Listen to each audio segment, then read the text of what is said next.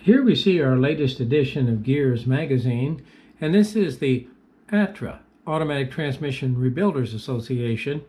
Many auto repair shops are members of ATRA. There's a lot of benefits, and primarily the educational benefits. There all kinds of information of many of the older and newer automatic transmissions, and also a lot of vendors like Whatever It Takes transmission parts, Transgo, Toledo, many of these aftermarket kit manufacturers, Robustus, which makes clutches. They like to advertise in this magazine. It also allows us access to information about their products. Here we see an article about the ZF-8HP. Now, ZF is the old Zeppelin company. Yes, that's right. More than 100 years ago, they were making dirigibles, but now they make automatic transmissions. And they're one of the larger automatic transmission manufacturers in the world. Many European cars and some manufacturers here in America use their products.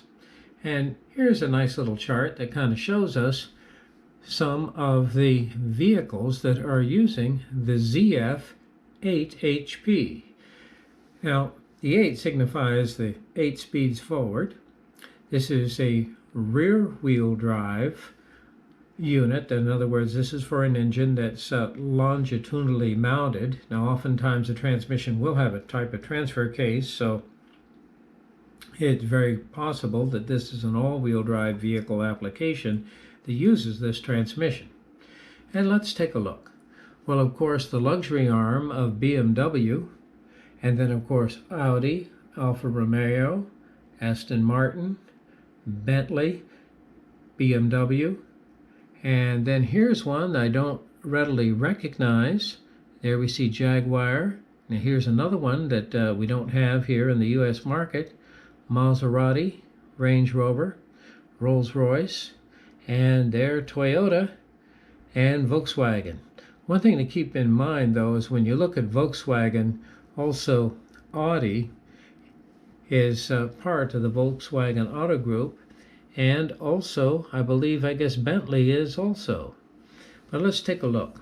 Here when it says 8HP 45, the 45 signifies the torque input rating to the transmission. So obviously the higher the number, the larger the engine as far as torque and power output. So we can see here that a small vehicle would have, let's say, an 8 HP 45, and here we're taking a look at, like for instance, the 8 HP 55. This is actually for like the Audi A8.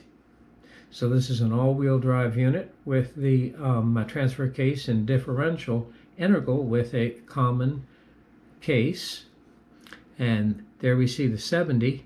And this is a fairly large unit, and you can see has lots and lots of applications. Very favorite there with BMW, and then moving up to the 8 HP 75. And then as we get here in some of the larger displacement applications, possibly the Alpina, the V10 or V12, and then we see Audi, this would be their W12. And let's drop down here, and here we see Bentley. That's one of those W12 engines. And let's see here. And then for the very largest, there we see Aston Martin, and then we drop down to Rolls-Royce. So we can see that the ZF-8HP automatic transmission is indeed popular, and nice little article talking about it. We have a couple of units that we actually purchased from the wrecking yards for education and research, and we of course have done videos or will do videos on them, but we have yet to really have one to rebuild there in the field. They're a little bit too new, and they seem to be holding up very well. Well, as we flip the page in the magazine, here we come to continuing there in the article, and what it's showing is some domestic manufacturers. Now, of course, when I say domestic, what does that mean? Because obviously Chrysler, Dodge, Jeep, and Ram, this is part of the Fiat Chrysler of America group. And in fact, actually, Fiat purchased Chrysler years ago, so can't really say this is really totally domestic. But as you can see, Chrysler decided to go with the ZF 8 HP automatic transmission. Now they manufacture this under license, and they have their own, how should I say it? I don't want to say version because they're so very close together. They're pretty much almost exactly the same. But here we see their different models. And of course, 8 HP 70, 75, 80. And there we're jumping up to the 90. Whoops, I'm sorry, the 90 and the 95.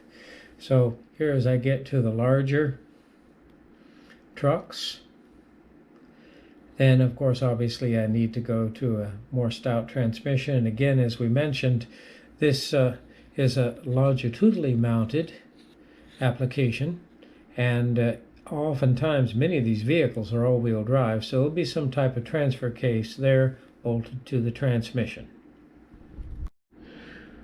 One thing that ZF did, in fact a lot of auto manufacturers do, and I'm going to of course pick on Mercedes, and then of course the ZF applications and like Audi and BMW, is that I do not have a transmission dipstick.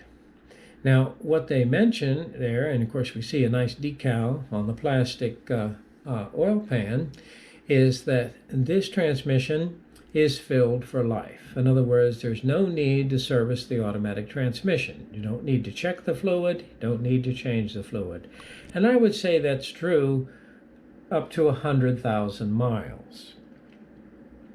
But then what happens is the fluid's actually degrading. It's experiencing a tremendous amount of heat as the clutches are applying and releasing. Also, the slightest leak, and I know that they're designing it very carefully so it doesn't leak. Well, does it leak? Just a few drops a week is all it takes. And what's going to happen?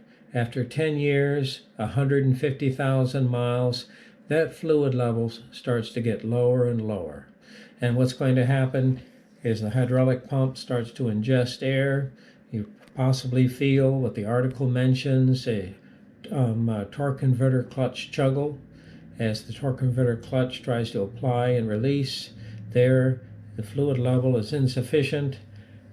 I start to ingest air, and I'm not able to apply the clutch packs properly. Since I am operating with a low fluid level, I don't really get proper circulation there out through the transmission oil cooler, and the transmission fluid's getting hotter and hotter. And this just creates a vicious cycle as the unit continues to deteriorate. Now, fortunately for us transmission shops, that's good, because by the time you're experiencing a hard fault and a limp-in condition there with the automatic transmission, you've gone too far, and it's time to come into your local transmission shop for the overhaul, where of course we'll freshen up all the paper, the rubber, the clutches, fresh remanufactured torque converter, and of course fresh filter and pan. They're integral together in the plastic pan, and of course obviously a fresh fill of fluid, making sure that fluid level is right up to the very top, and you're ready to go another 150,000 miles. Now, servicing this transmission, I mean, as a transmission shop, we're not going to recommend that, but as a vehicle owner, when I'm taking over a car that now is my personal car, one of the first things on the list is to check and service the automatic transmission.